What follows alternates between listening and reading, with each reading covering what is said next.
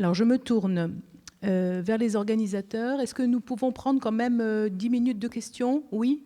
Voilà, parce qu'on aurait dû s'arrêter à l'heure du déjeuner, mais prenons quand même le temps des questions. Donc, a priori, un micro va circuler dans la salle qui est en train de se rallumer. Donc, n'hésitez pas à demander le micro pour poser un certain nombre de questions, demandes d'éclaircissement ou commentaires, hein, bien sûr, à nos deux orateurs de cette matinée.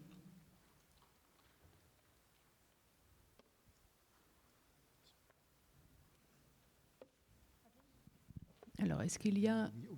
Oui, là, il y a une demande d'acheminement du micro, s'il vous plaît.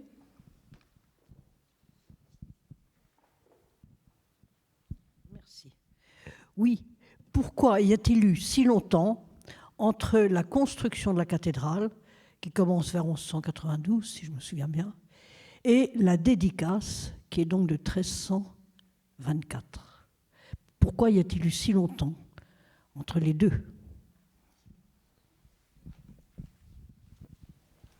Écoutez, moi, je ne peux pas me substituer aux personnes compétentes, surtout que les personnes compétentes sont dans la salle, donc elles peuvent prendre la parole. Les personnes compétentes étant les historiens d'art et de l'architecture.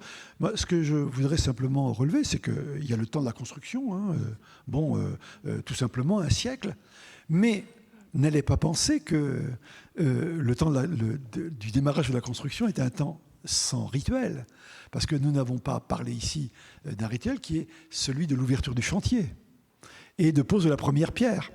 Alors là, c'est un autre chapitre, le rituel de la pose de la première pierre. Moi, je me contenterai de dire qu'à l'époque où la cathédrale de Bourges est entreprise, c'est-à-dire à la fin du XIe, avec comme point de repère 1195, le rituel de la pose de la première pierre est dans une phase de récupération ecclésiale dans les pontificaux, justement, qui va être manquée. C'est-à-dire que, curieusement, on pourra en discuter en aparté si vous voulez, parce que c'est quelque chose de tout à fait extraordinaire, l'histoire de la pose de la première pierre. C'est un rituel laïque. C'est un rituel laïque, au fond, auquel l'Église, à haute époque, n'accorde pas une grande importance. Et la pose de la première pierre, c'est un signe de souveraineté. C'est la pierre du prince, c'est la pierre du grand seigneur, c'est la pierre du roi, c'est la pierre de l'empereur. Et, j'allais dire, lorsque l'institution ecclésiale, hein, j'allais dire à la grande époque théocratique, en particulier au XIIIe siècle, intervient, elle essaye de récupérer le rituel. Et les pontificaux, de ce point de vue-là, sont fascinants parce qu'ils montrent bien comment, au fond, on essaye de donner la prééminence de la pose à l'évêque. Mais c'est trop tard. On voit bien que toutes les pierres qui sont posées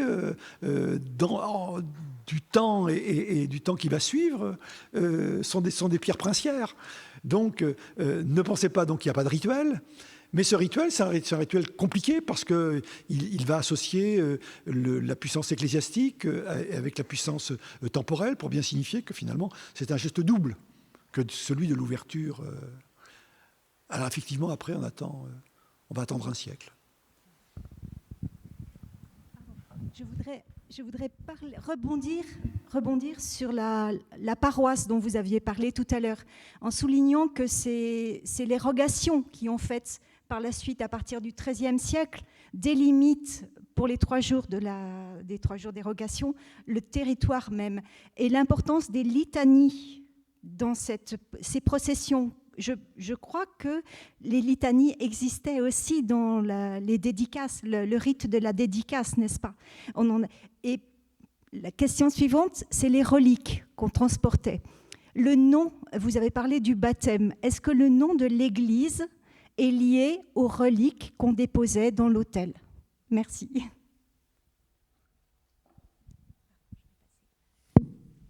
Moi, je peux répondre partiellement à votre question, hein, qui est très très riche.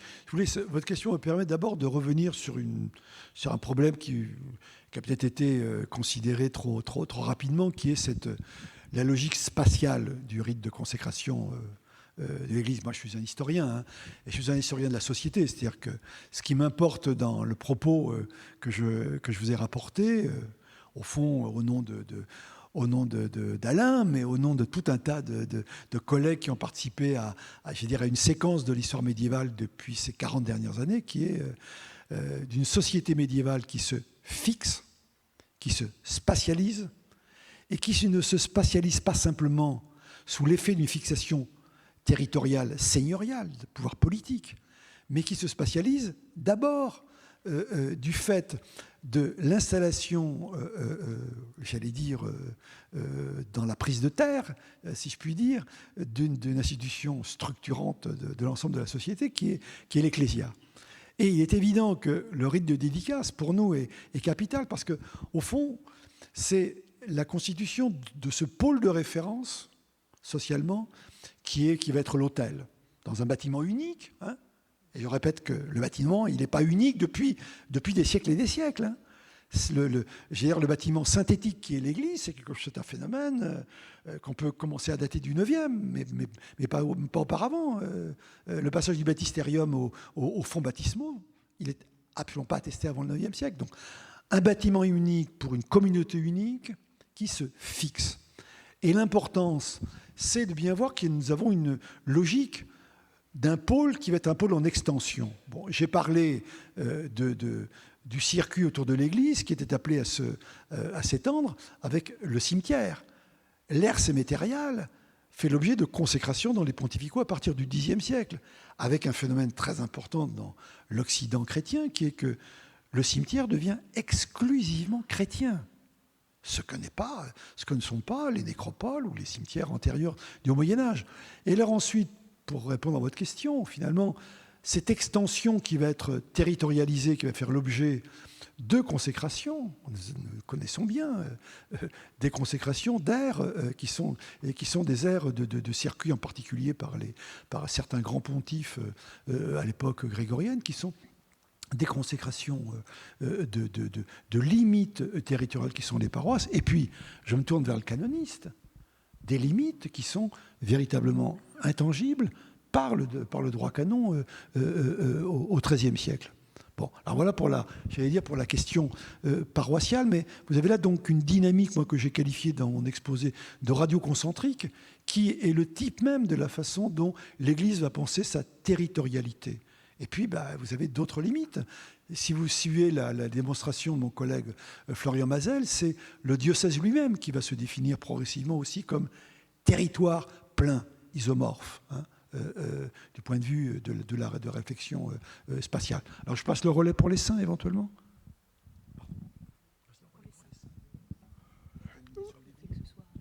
Écoutez, je n'ai absolument aucune compétence, surtout en présence d'éminents spécialistes comme vous. Il me semble qu'il y a un lien, mais qui est probablement en parallèle à ce que vous dites sur un certain nombre de fixations, qui a été relativement souple jusqu'à un certain nombre, jusqu'à la période que vous envisagez, où effectivement, j'ai le sentiment purement intuitif que c'est parallèle à ces fixations de l'espace, du calendrier, et ces choses-là qui ont été ensuite intégrées au droit canonique, avec la rigidité qui est celle que l'on pratique aujourd'hui. Mais c'est purement intuitif. Je n'arrive pas à savoir que le premier exemple d'inscription des reliques, très connu et fameux de Saint-Gervais-Saint-Protais par Saint-Ambroise, est-ce que l'on avait donné à l'Église en question ce nom-là? Je n'en sais rien, mais plus savant que moi pourrait le dire, mais je pense que probablement il y a le même profil de fixation progressive et d'unification et ensuite de sanctuarisation, si j'ose dire, par le droit canonique. Voilà ce que je peux dire, mais ce n'est pas bien grand-chose.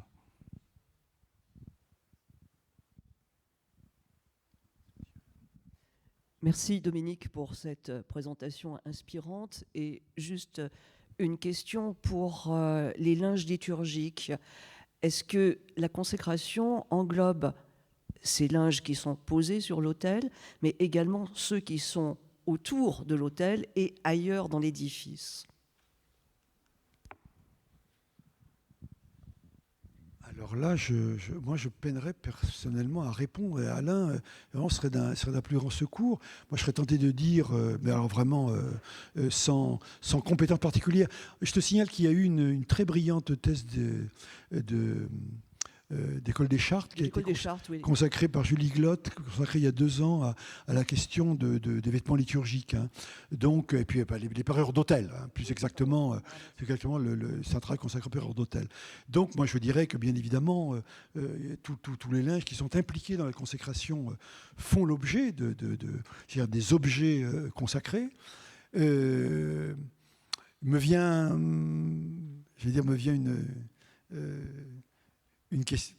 une réflexion périphérique, mais qui inclut la réflexion dans la sacralité de la consécration indirectement, qui est que comme tu sais sans doute, toi qui connais bien les coutumes clunisiennes, dans les coutumes de Bernard, hein, qui sont des coutumes du milieu du XIe siècle, dans ce grand monastère de Cluny, on considère que le vin eucharistique qui est tombé sur la nappe d'autel devient une relique. C'est-à-dire qu'il faut qu'on la découpe pour le mettre dans le reliquaire. Donc c'est vous dire, c'est à quel point on est attaché à la sacralité des vêtements et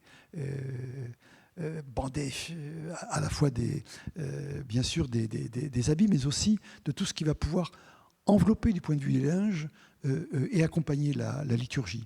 Mais enfin, il faudrait demander à plus compétent que moi si à l'extérieur les linges sont concernés. Oui, parce que la thèse de Julie, en l'occurrence, concerne essentiellement le XIIIe siècle, ou à partir du XIIIe siècle. Et moi, ce qui m'intéresse, c'est plutôt ce qui se passe avant. Oui, là, le problème, c'est un problème, j'imagine, de documentation pour pouvoir répondre à la question. Dans le Liber Tramitis, il y a déjà quand même pas mal de choses, dans les coutumes, d'une manière générale. Eh ben, oui, au travail. Oui, j'ai commencé, merci. Je crois qu'il y avait un complément de réponse. C'est plutôt la réponse du praticien. Je pense que dans le mot consécration, il y a aussi une ambiguïté, dans la mesure où nous, même aujourd'hui, dans l'usage actuel, la consécration des saintes espèces ou la consécration des vêtements liturgiques ou la consécration de l'édifice obéissent à une sorte de hiérarchie de la consécration qui fait qu'on n'attache pas la même importance aux espèces eucharistiques, au vin consacré, à la nappe de l'autel. Voilà, il y a une sorte de hiérarchie dont je ne saurais pas dire exactement. Voilà, exactement, oui. Oui, je précisais que une des distinctions que le père faisait très justement de la hiérarchie se qualifie au Moyen-Âge de distinction entre sacrements de plein exercice et puis les sacramentaux. Et puis à l'intérieur des objets aussi. Je pense que là aussi, je n'ai pas la science qui est la vôtre, mais pour consacrer, pour remarquer aujourd'hui encore dans la pratique de l'Église catholique que, en effet, un linge d'autel, une nappe d'autel, un calice, etc., n'ont pas la même sacralité, si j'ose dire, si employer un mot barbare. J'y peux imaginer assez facilement qu'il en était de même à l'époque. Dans l'exemple que vous avez donné à propos de Cluny, je pense que c'est ce reste de l'espèce du vin consacré qui devient relique, pas le linge qui a été imbibé. Ouais, qui a été imbibé. C'est ce que je dirais, mais encore une fois, de manière très empirique. Oui, vos commentaires médiévaux sur le rituel de la consécration d'une église me laissent penser que dans sa version contemporaine, ce rituel, dans sa forme au moins, n'a pas changé fondamentalement. Sinon, la place que vous avez évoquée faite à l'église, qui doit être plus importante. Mais sinon, il n'y a pas de changement majeur.